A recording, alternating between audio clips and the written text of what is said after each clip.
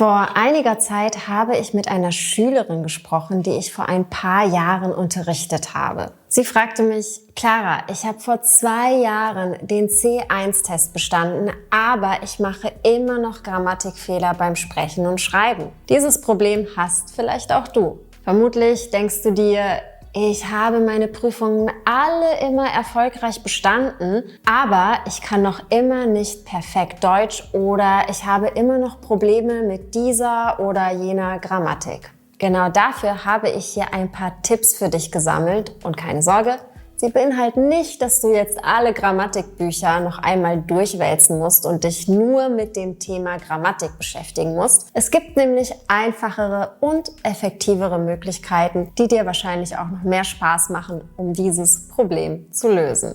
Auch hier heißt es aber, geduldig sein. Du wirst alteingeschlichene Fehler nicht von heute auf morgen loswerden, aber du wirst es schaffen, sie nach und nach abzubauen. Also, legen wir los.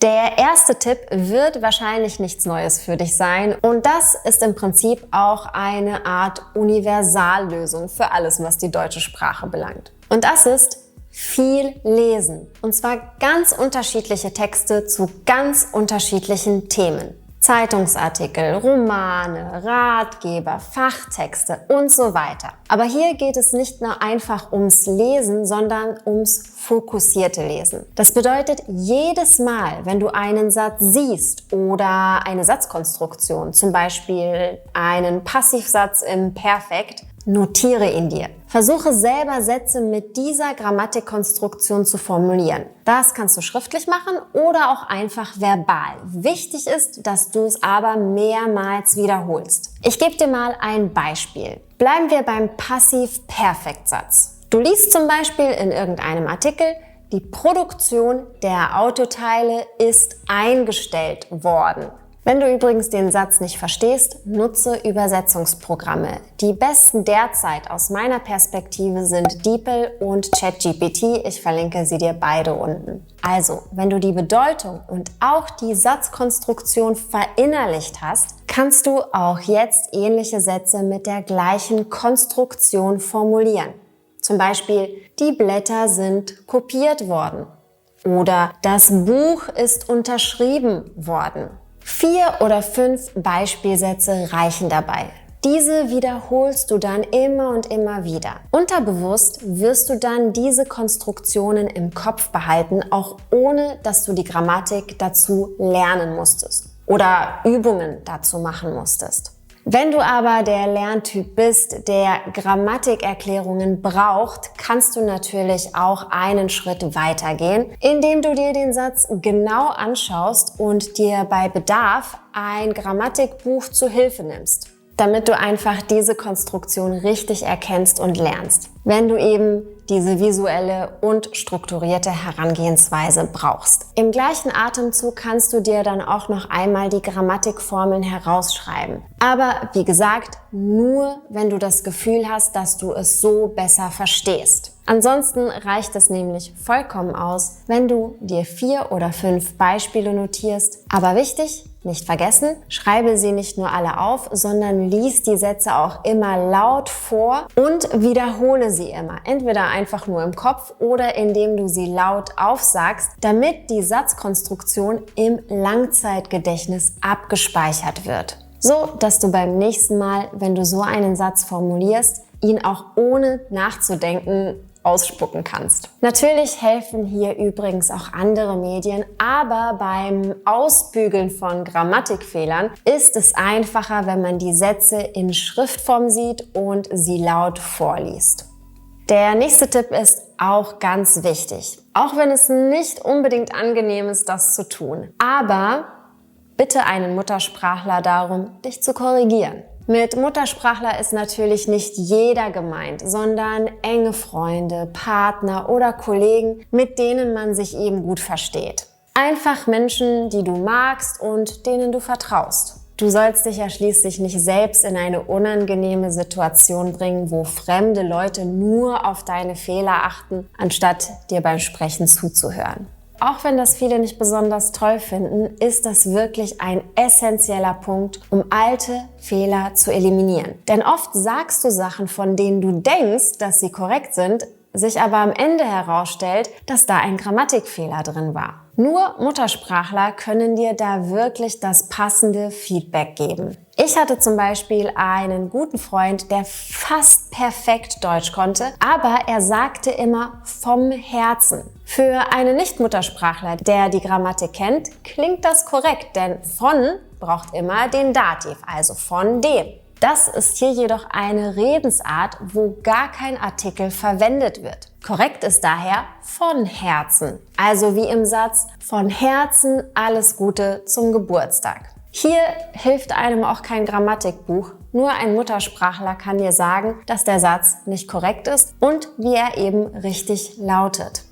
Ein weiterer wichtiger Punkt ist, dass du immer ein Notizbuch dabei hast. Ob du nun ein Buch liest oder von Muttersprachlern korrigiert wirst, du musst dir alles immer notieren.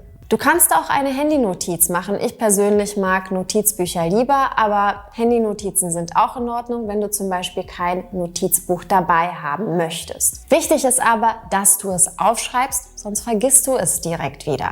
Als ich Italienisch gelernt habe, habe ich gemerkt, dass ich Probleme mit dem Konjunktiv hatte. Ich stolperte immer wieder über die Grammatik und musste immer im Kopf die Grammatikformel durchgehen, machte dann aber trotzdem Fehler.